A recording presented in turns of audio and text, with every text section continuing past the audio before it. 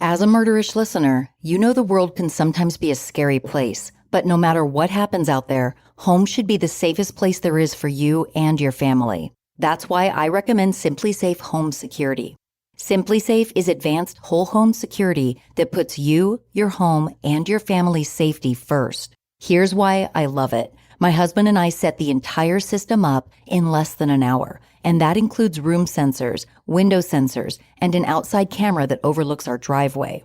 I also love that I can check on my house through the SimpliSafe app at any time. When we're away from home, even if there's a disaster like a flood, we're protected by SimpliSafe's 24/7 professional monitoring the moment a threat is detected. You can't put a price tag on peace of mind, but speaking of that, SimpliSafe monitoring plans are only $1 a day, and you don't even have to sign a long-term contract. You can customize the perfect system for your home in just a few minutes at simplisafe.com/murderish. Go today and claim a free indoor security camera plus 20% off with interactive monitoring. Go to simplisafe.com/murderish. Hi there, I'm Christy. And I'm Heather. We're two best friends, longtime comedians, and hosts of the podcast Sinisterhood, the true crime comedy podcast that covers all things creepy. With thorough research and legal insights from me, a real-life lawyer, we'll bring you the in-depth details on all the cases you crave on topics like serial killers, disappearances, cults, cryptids, and even Britney Spears' conservatorship. Listen to Sinisterhood on the iHeart app or wherever you get your podcasts. This episode involves discussions about suicide. Listener discretion is advised. The opinions expressed in this episode do not necessarily reflect those of the Murderish podcast. Sensitive topics are discussed. Listener discretion is advised. Modern technology has presented the American justice system with an array of unique advantages, but also many challenges. Within the last decade, advancements like smartphones, social media platforms, and GPS tracking have been used in criminal acts. Nowadays, technology accelerates at such a rapid pace that oftentimes the law cannot keep up. In these cases, either a legal precedent doesn't exist or the offense lands in a legal gray area. Michelle Carter is just one recent example. Her case centered around text messages that allegedly encouraged suicide. In February of 2015, 17-year-old Michelle Carter was indicted on charges connected to the suicide of her 18-year-old boyfriend, Conrad Roy Jr. III. In a controversial 2017 trial, a Taunton, Massachusetts jury found her guilty of involuntary manslaughter. Though Carter faced up to 20 years in prison, she was sentenced to just 15 months and was released after a year. A similar case occurred in May of 2019, though it received much less publicity. Boston College students Inyoung You and her boyfriend, Alexander Urtula, had been dating for 18 months when he died by suicide. An investigation would uncover an abundance of abusive text messages from Inyoung in the months leading up to Alexander's death. The Carter and You cases both occurred in Massachusetts, involved modern devices, and abusive text messages being sent that many argue is what drove both victims to end their lives.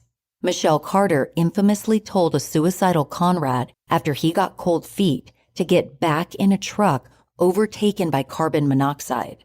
21-year-old Inyoung You was an abuser. She got off on tearing her boyfriend down piece by piece. But where does free will and the power of suggestion take over? Is it possible to brainwash someone into ending their own life? Let's see if we can get any closer to answers as we explore this case. This is Jamie, and you're listening to Murderish. Join me as I walk you through the case involving Alexander Urtula.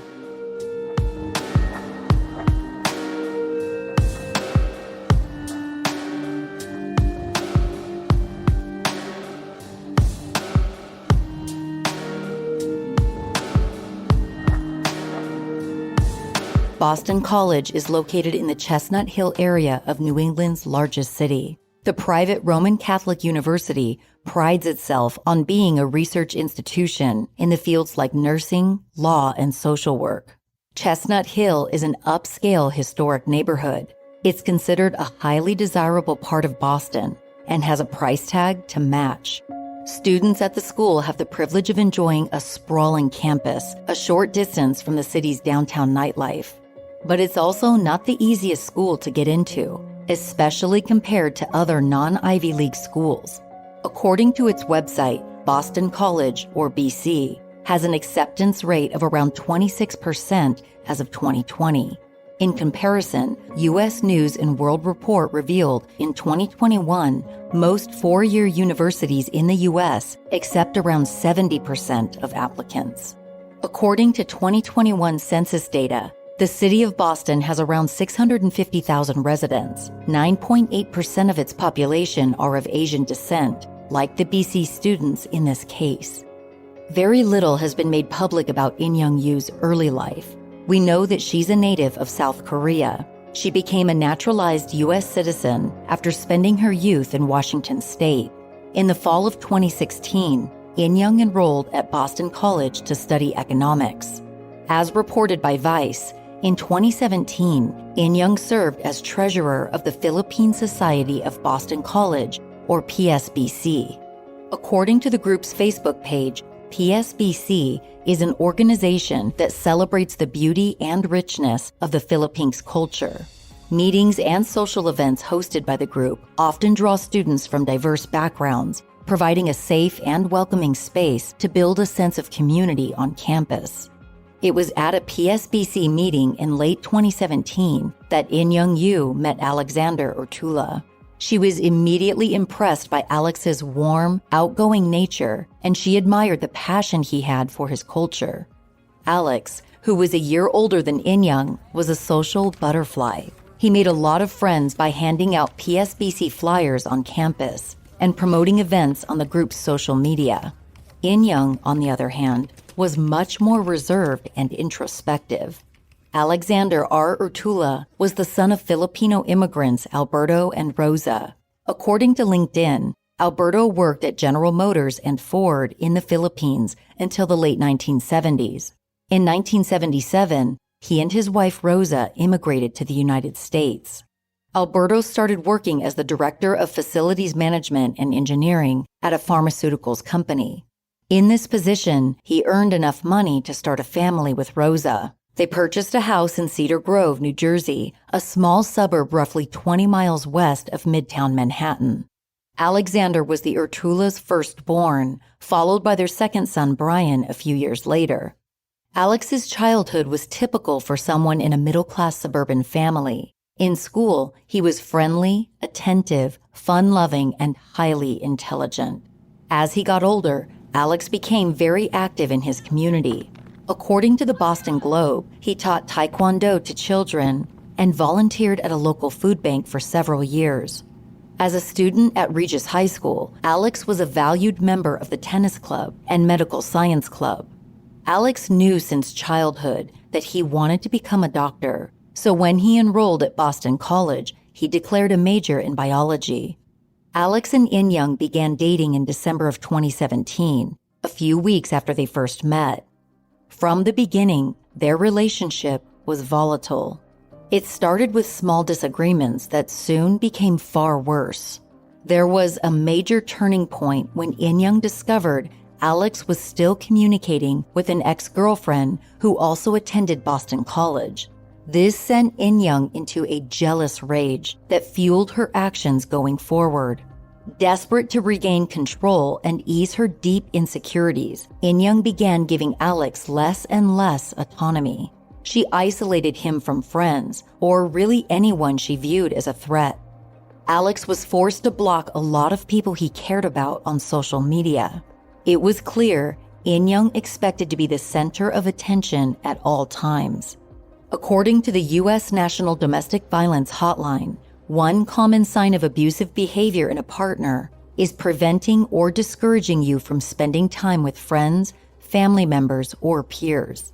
Abusers often isolate their victims to remove their support system, making it much more difficult for the abused to end the relationship. Inyoung's abuse soon escalated, specifically in the months leading up to Alex's graduation. It enraged her to know that Alex would see all of his friends, including the ex she deeply resented. As graduation day approached, Inyoung insisted that Alex keep his smartphone's location services switched on. This wasn't done out of concern for his safety. It was so she could monitor his whereabouts at all times. The constant arguments between the couple always ended the same way, with Inyoung bombarding Alex with a series of deeply disparaging text messages. Alex's friends began to notice a drastic change in his behavior. According to CBS News, his close friends would later tell officials that prior to his relationship with Inyoung, Alex was driven, strong-willed, and a leader.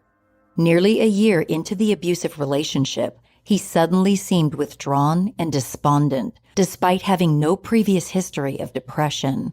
Some of Alex's friends even witnessed Inyoung's toxic behavior firsthand. She verbally and physically berated Alex in front of them, calling him names and using explicit language. But it didn't end there. She would follow up with an endless stream of cruel text messages, leaving a digital trail of evidence for the tragedy about to unfold. According to court documents, in the fall of 2018, Alex stopped living on campus. We don't know for sure if that decision was made to put distance between him and his girlfriend, but that would certainly make sense.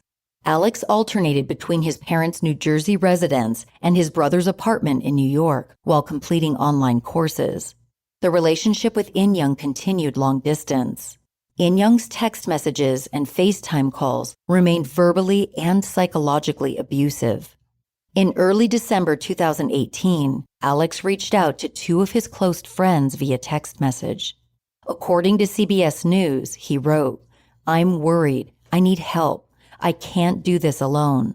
One of Alex's friends found this so concerning, they reportedly reached out to an emergency services hotline. In addition to tearing down his sense of self-worth, Inyoung controlled her boyfriend through emotional manipulation. Anytime Alex tried to end the relationship, she always threatened to harm herself. This was just another cog in the cycle of abuse, making Alex feel like he was solely accountable for her well-being. The severity of Inyoung's maltreatment and the toll it took on Alex's mental health would not come to light until May of 2019, 18 months into their relationship. On the afternoon of May 19, 2019, the Urtula family piled into their car to make the journey from New Jersey to Boston. They were all very excited for Alex's college graduation ceremony the next morning. The Urtulas couldn't be more proud. Alex would be the first one in the family with a college degree.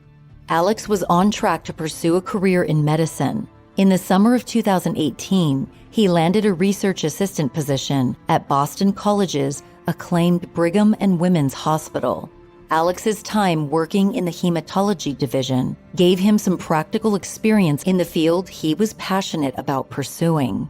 The night before his graduation, Alex slept at Inyoung's dorm while his family stayed in a hotel. It remains uncertain what exactly transpired that night, but it would be reasonable to assume that Inyoung treated Alex the same way she had throughout their relationship. Alex woke up early the next morning and left his girlfriend's dorm. He took an Uber to a hotel parking garage just after 7 a.m. Roughly 40 minutes later, as reported by the Daily Beast, Alex sent a text message to Inyoung. It read, "I'm not talking to anyone. I won't ever again. I'm happy I got to spend my last night with you. I love you, Inyoung, until my last breath." A rapid exchange of text messages followed. Inyoung noticed that Alex had switched off GPS on his smartphone. Throughout the conversation, she begged Alex to turn it back on. When he finally complied, Inyoung called Alex's brother and sent him a screenshot of the pinned location. As reported by CBS News, Alex's brother told Inyoung to call 911. Instead, she got into an Uber and headed toward the Renaissance parking garage located near Ruggles Station in Roxbury. There, Inyoung saw her boyfriend. But moments after spotting Inyoung, and just a few hours before he was due to graduate college, Alexander Urtula jumped to his death.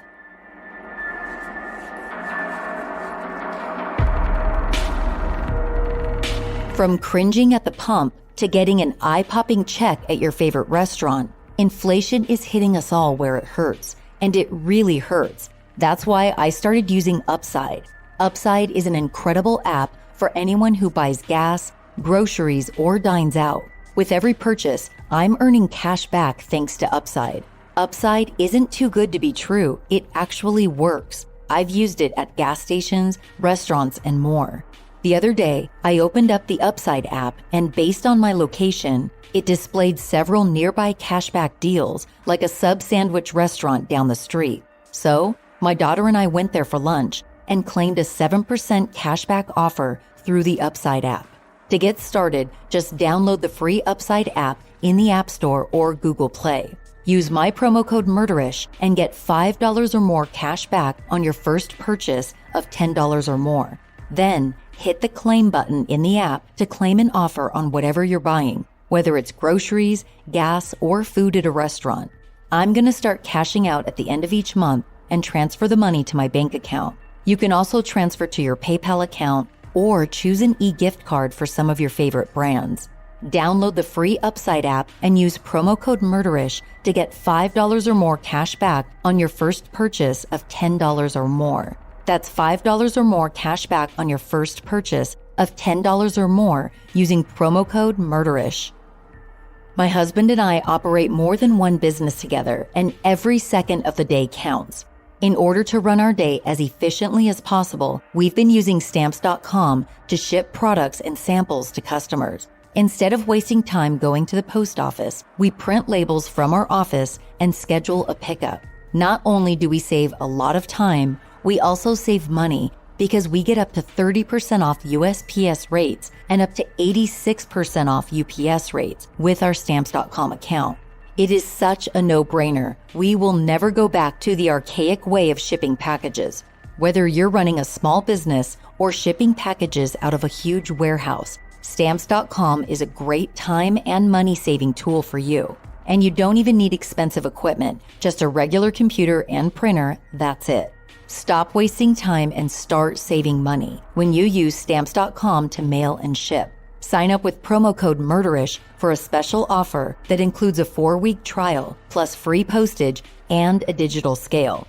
No long-term commitments or contracts. Just go to Stamps.com, click the microphone at the top of the page, and enter code MURDERISH. Initially, Alex's death was ruled a suicide by local authorities. When his friends came forward about his deeply troubled relationship, however, Suffolk County detectives were prompted to investigate. National media immediately began to draw parallels between this and the Michelle Carter case. 2 years prior, Carter's unprecedented suicide by coercion trial resulted in a guilty verdict. The case received ample media coverage, while the publicity surrounding Alex's death wasn't as widespread, at least initially. It was a strange coincidence that both legal predicaments occurred in the Commonwealth of Massachusetts. According to People.com, as of March 2022, the Bay State doesn't have any statute criminalizing suicide coercion, although 42 other states do. Ever since Conrad Roy Jr. III died by suicide at the persuasion of Michelle Carter, his mother Lynn has been fighting for a change in legislature. If passed, Conrad's law would make suicide coercion convictions punishable by up to 5 years in prison. But with no such law to lean on, prosecutors involved in Inyoung's case had their work cut out for them. They did, however, have a digital trail of indisputable abuse leading up to Alex's death, unlike the Carter case. While the case against Inyoung was being built, she dropped out of school. In the late fall of 2019, the 21-year-old moved back to South Korea. She would have graduated in May of the following year if she had stayed. From the standpoint of law enforcement, leaving the country while you're suspected of a crime only adds to the appearance of wrongdoing. When the DA's office subpoenaed Inyoung's cell phone records, there was a lot to unpack. According to the Boston Globe, in the 2 months leading up to Alex's death, he received almost 800 text messages a day from his girlfriend, amounting to a total of 74,000 messages. Among the messages were hundreds of statements urging him to go kill yourself and go die.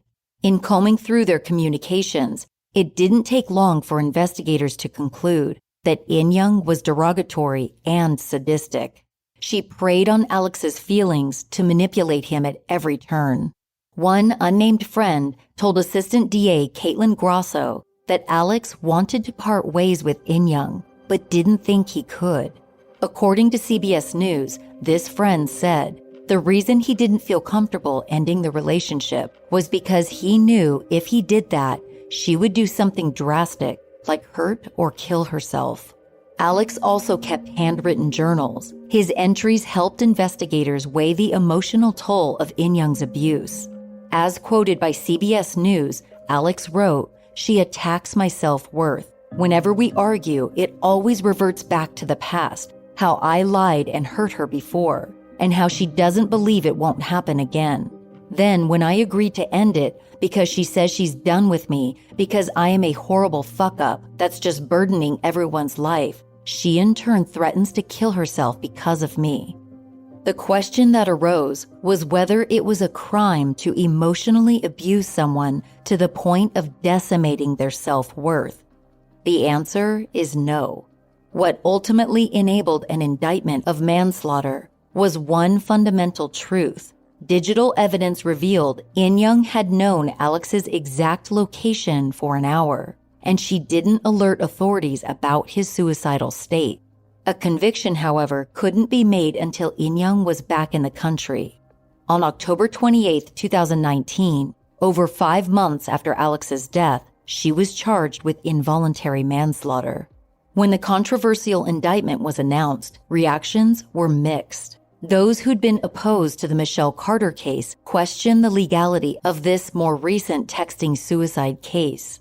A spokesperson from the Massachusetts ACLU, the American Civil Liberties Union, told the Boston Globe, "This case is indisputably tragic, and our thoughts are with Alexander's family and friends.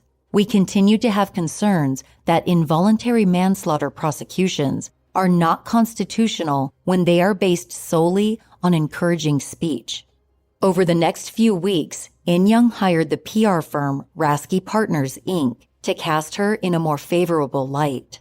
Text messages that implied she tried to stop Alex from jumping and had reached out to his brother for help were made public. That was the distinction between Inyoung You's case and the Carter case, at least according to the PR firm.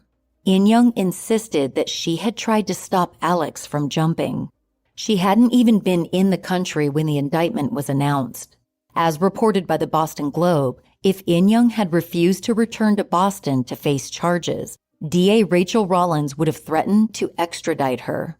Boston-based criminal defense attorney Norman Zalkind, who's represented clients in international cases, told the Boston Globe Inyoung could have fought extradition. It would have been her prerogative to take the stance that allegations were not against South Korean law, where she had relocated. After the indictment, however, Inyoung You willingly returned to Boston in November of 2019 for her first court appearance. At the center of the November 22nd arraignment was the abusive nature of Inyoung and Alex's relationship. In recent years, public awareness has been raised about male victims of domestic violence, but it remains a stigmatized issue. According to the CDC, approximately 1 in 10 American men have experienced intimate partner violence in the form of sexual and physical abuse, as well as stalking. It's far more common than anyone realizes, and yet many male victims don't come forward due to societal, cultural, and gender norms.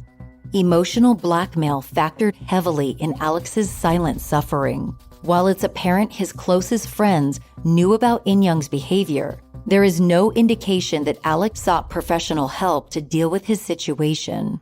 Prosecutors felt strongly that without Inyoung's negative influence, Alex never would have considered ending his life.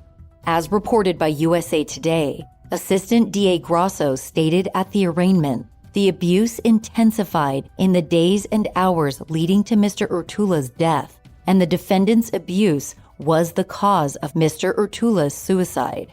As reported by Boston Magazine, several of Alex's friends made statements at the hearing. One friend recalled him leaving parties early when Inyoung threatened self-harm.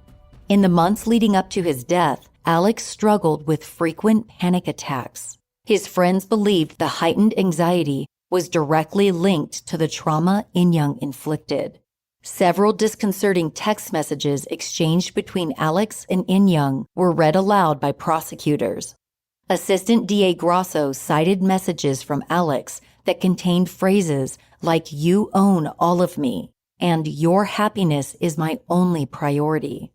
According to Boston Magazine, Grosso added that Alex had even started to ask his girlfriend for permission to sleep during his final weeks.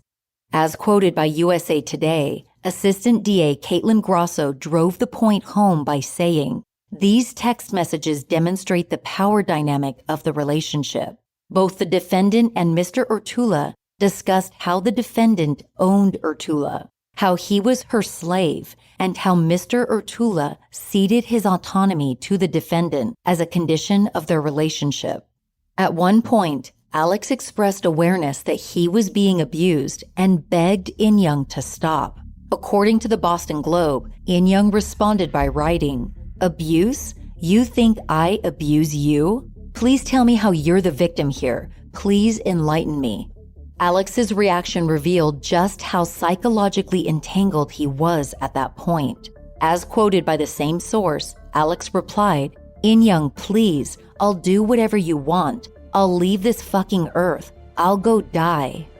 According to USA Today, DA Rollins closed the hearing by saying, "Words matter. Demeaning language, ridicule, and verbal abuse can deeply impact people."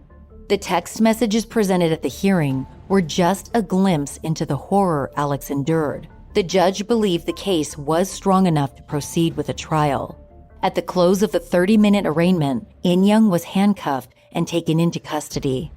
As reported by USA Today, in exchange for surrendering, turning in her passport, and agreeing to stay within state lines, the magistrate set Inyoung's bail at the low sum of $5,000.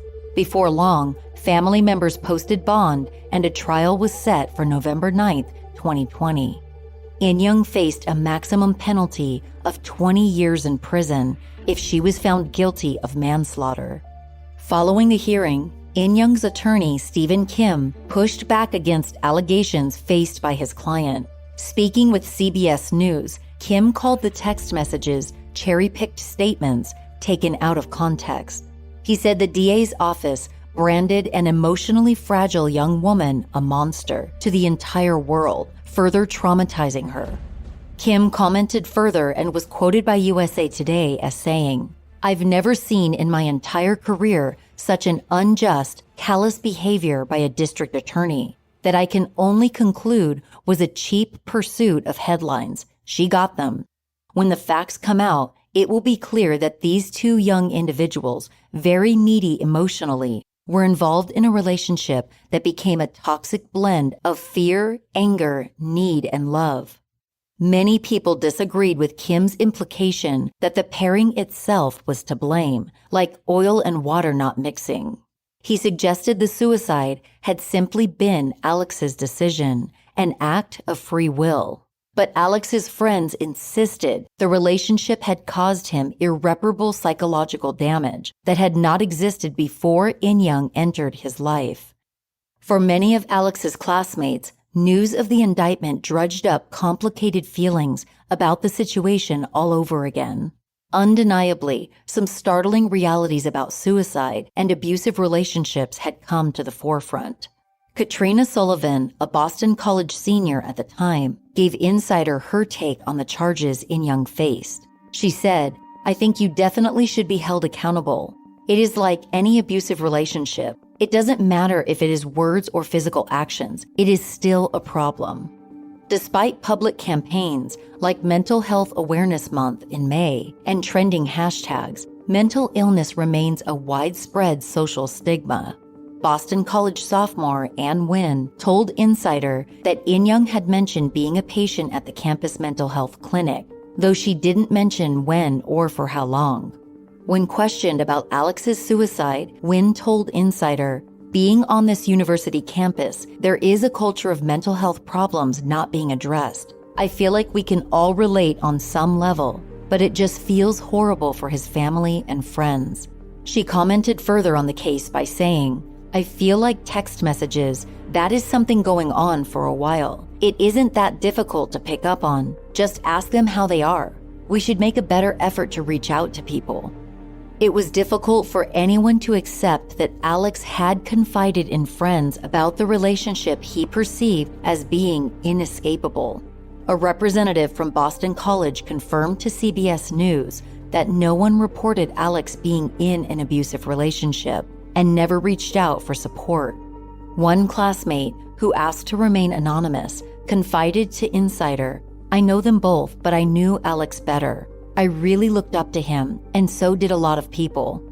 Those sentiments were echoed by numerous people whose lives were better for having known Alex. Family friend Tim Smith, who had known Alex for more than 15 years, told the Boston Globe he was a remarkable young man who could have done anything in this world.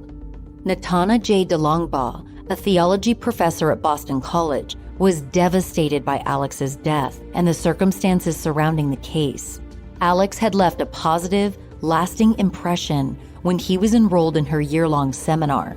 She said to the Boston Globe, "He was a thoughtful participant, always trying to see how to apply what he learned in class. He was always busy, involved with activities, and especially with people. I know he would have been an excellent doctor."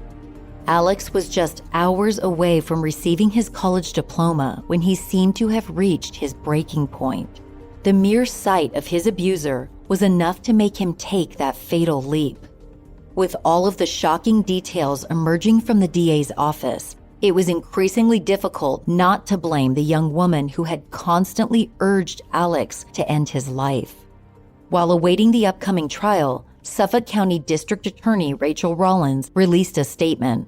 As reported by CBS News, it stated, "We will honor Alexander and his legacy by holding the defendant accountable for her relentless, reckless, abusive, and criminal behavior. Ms. Yu was aware of his spiraling depression and suicidal thoughts brought on by her abuse. Even still, she continued to encourage Mr. Urtula to take his own life."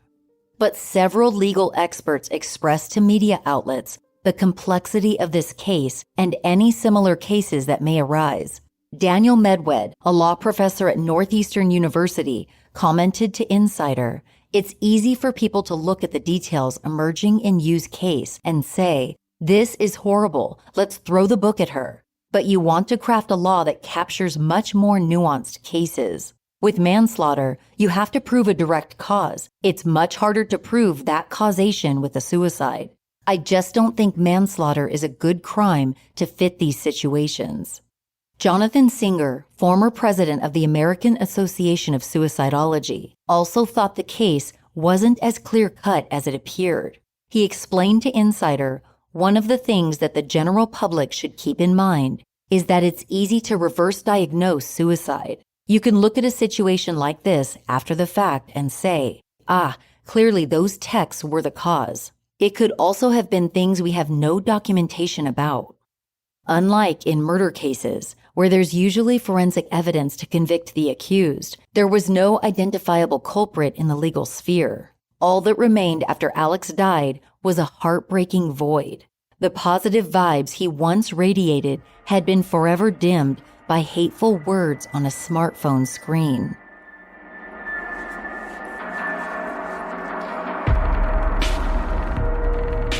I recently launched a new podcast about a scam artist. If you've listened to Dirty Money Moves, you know that I despise scammers. You know what? Many of us are being scammed on a daily basis by corporations that provide free trials that automatically renew.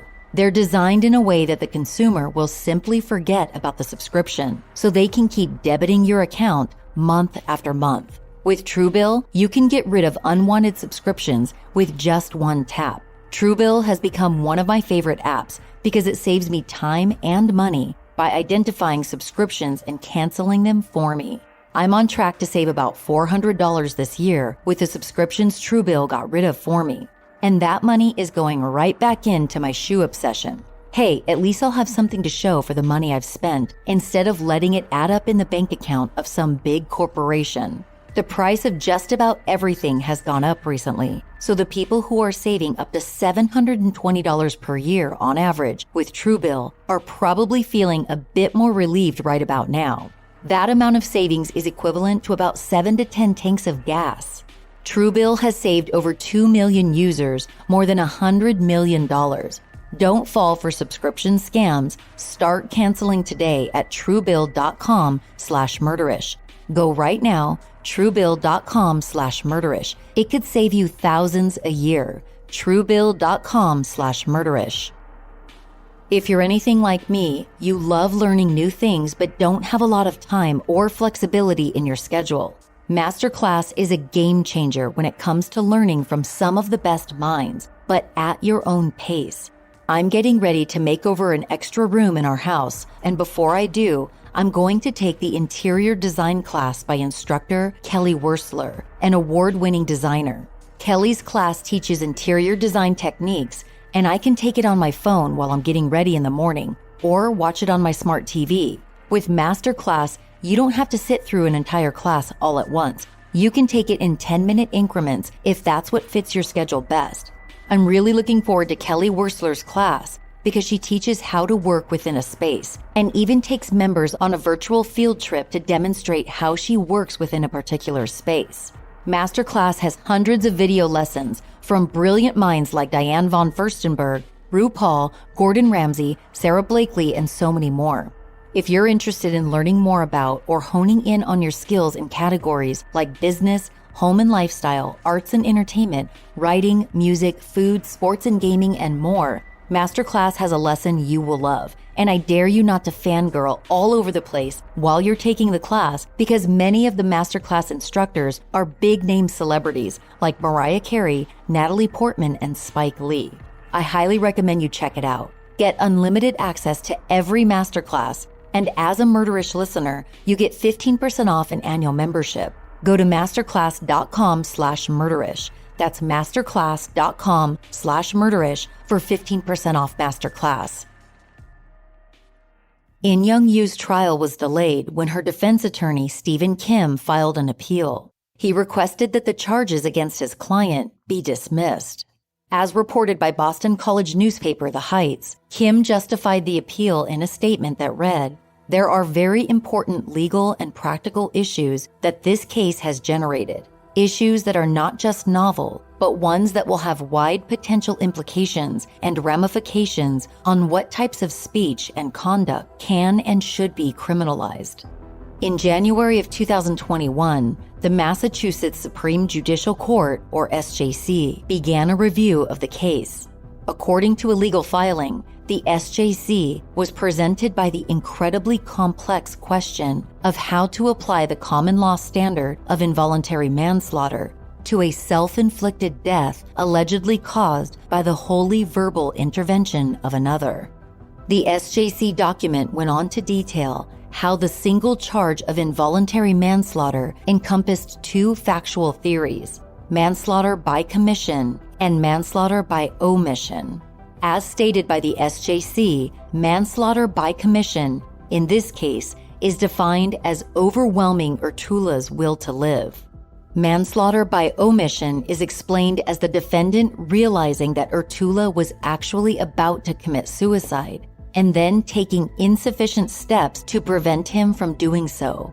In August of 2021, Suffolk Superior Court Judge Christine Roach denied the defense's motion to dismiss the charges.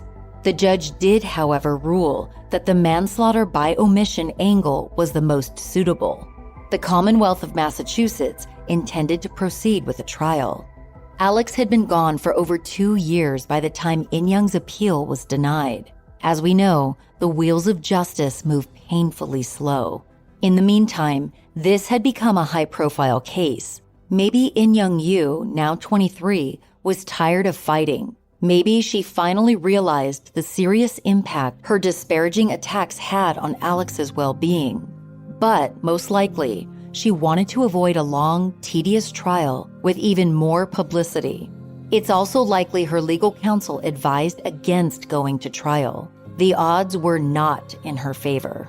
In late December of 2021, just days before Christmas, Inyoung appeared in Suffolk Superior Court in Boston for a pretrial hearing. Before Judge Robert Ullman, she entered a guilty plea to the charge of involuntary manslaughter. The plea agreement came with a suspended sentence of 2.5 years of incarceration. If she abided by the terms of probation, she could completely avoid spending time behind bars. According to the Boston Herald, key conditions of the probation included required mental health treatment and 300 hours of community service. The judge also forbade Inyoung from selling her story or profiting in any way from the case. As documented by the Boston Herald, Judge Ullman concluded the hearing by saying, "Ms. Yu, I have one request. I just ask that you make every possible effort to live your life in a way that honors the memory of Alexander Urtula." Following the plea deal, the Urtula family handled the situation with remarkable grace. They opted out of talking to the media, instead releasing a single public statement.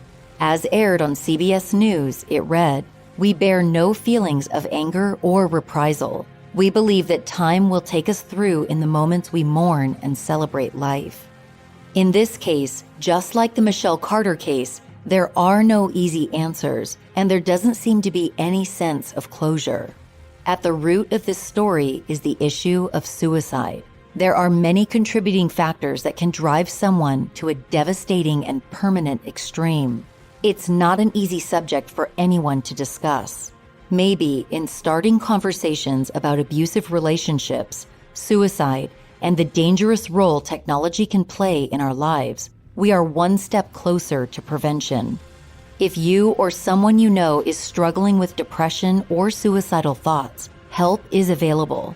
The U.S. Suicide Prevention Lifeline can be reached at 1-800-273-8255. If you or someone you know is in an abusive or unsafe relationship, resources and support are available from the National Domestic Violence Hotline in the U.S. Visit thehotline.org or call 1-800-799-7233.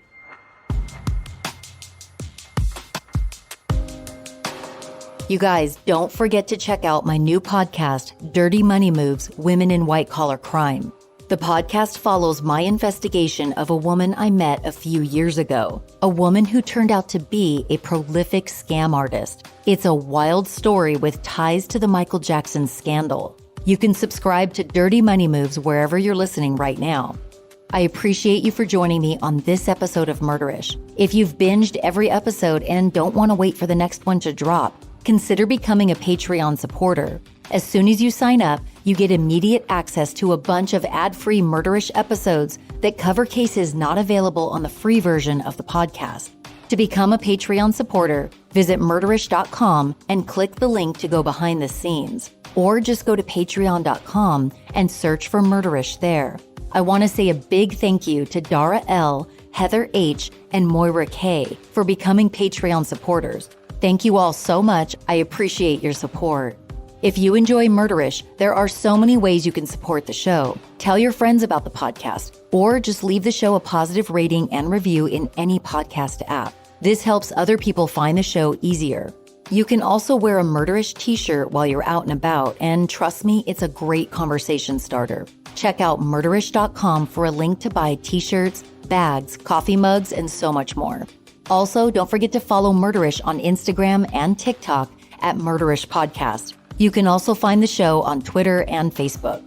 Murderish sound design and audio editing is by Justin Hellstrom. Some of the music was composed by Nico of We Talk of Dreams. This episode was researched and written by Allison Schwartz. Visit murderish.com for a list of sources used for this episode.